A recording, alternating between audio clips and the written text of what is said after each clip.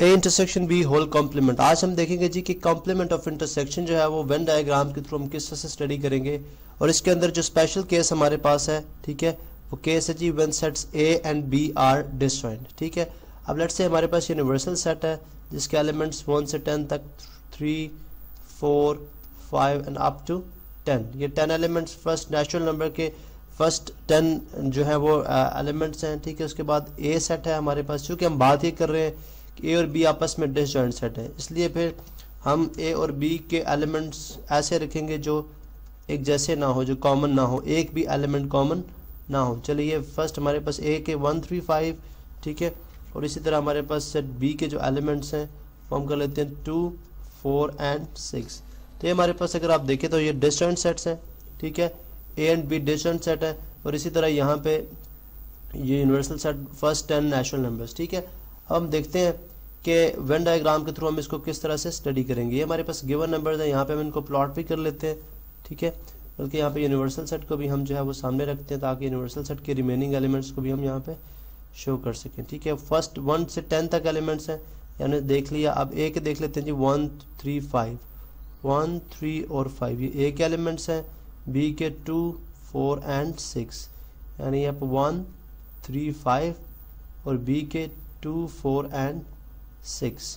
और इसी तरह से हमारे पास रिमेनिंग जो एलिमेंट है, ठीक है, वो 7, 8, 9 एंड 10।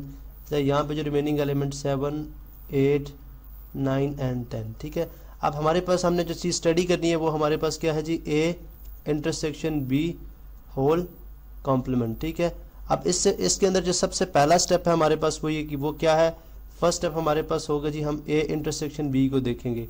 अब हमें ये बात बहुत अच्छी तरह से पता है जी, अगर डिसजॉइंट सेट हो तो ए इंटरसेक्शन बी क्या होता है, खाली सेट। ठीक है, एम्प्टी सेट।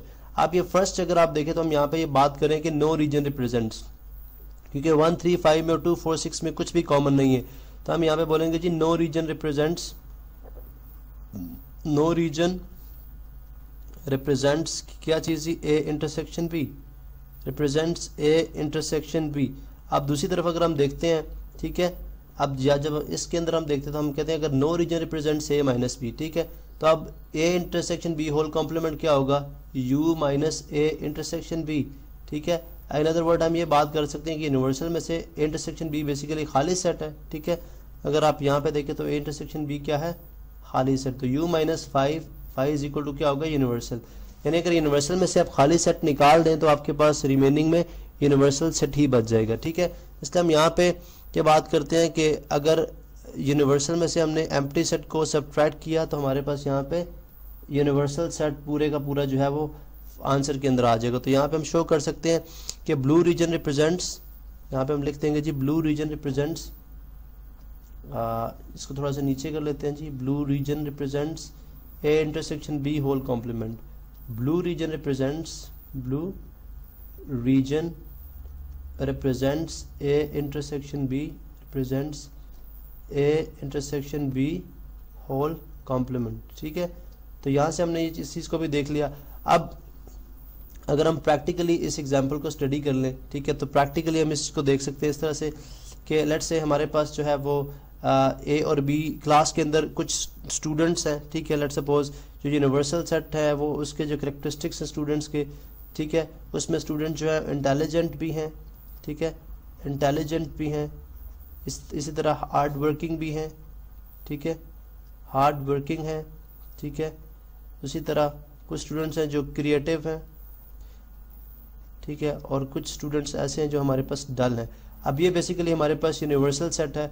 अब लेट्स सपोज इसमें से ए सेट उन स्टूडेंट्स पे मुश्तमिल है, ठीक है, जो क्या है, इंटेलिजेंट, जो क्या है हमारे पास, इंटेलिजेंट। ठीक है, और इसी तरह बी जो सेट है वो उन स्टूडेंट पे कंप्रोमाइज करे या कंप्राइज करे जो कि क्या है, हार्ड वर्किंग है।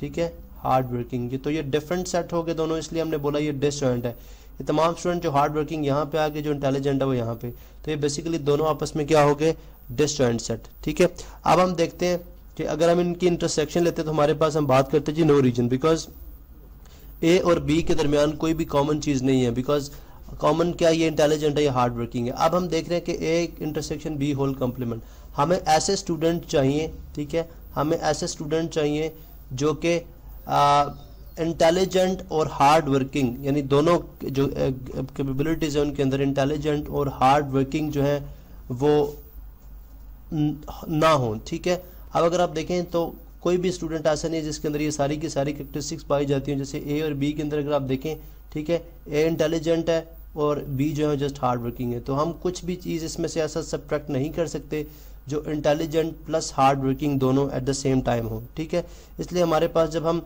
यूनिवर्सल यानी तमाम कैरेक्टरिस्टिक्स में से ऐसे स्टूडेंट जो कि इंटेलिजेंट प्लस हार्ड वर्किंग दोनों एक सूरत में हो, तो हमारे पास कोई भी जो है स्टूडेंट को हम जो है सब्ट्रैक्ट नहीं करा सकते, क्योंकि तमाम के तमाम ऐसे स्टूडेंट जिनके अंदर जो कैरेक्टरिस्टिक्स हैं वो इंडिविजुअली पाई जाती है, जैसे इंटेलिजेंट हैं, कुछ हार्ड वर्किंग हैं, कुछ क्रिएटिव हैं, कुछ डल हैं।